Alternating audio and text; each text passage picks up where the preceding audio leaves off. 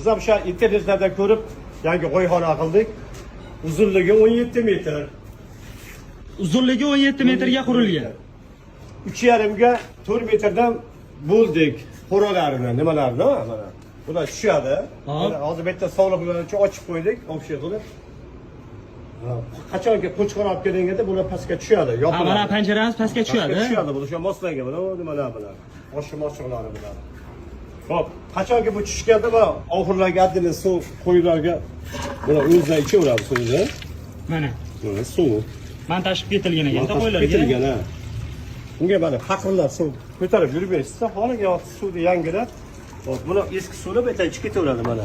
Bu yerga kanalizatsiya qo'yilgan ekan, oqib ketaveradi. Bitta qo'raliga adini qilingan. Hozir bu ochiqligi uchun katta oxirdan suv to'ldirib qo'yilgan, o'shanda tishyapti. Keyingina yuraver ekanda bu yerda.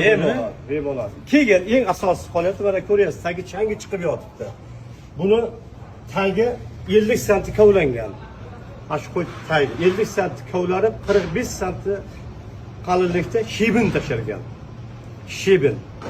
Shebinning ustiga bir 2 sm turpoq solib turib, trombovka qilib qo'yganmiz, siydigi tushishiga shibib ketaveradi.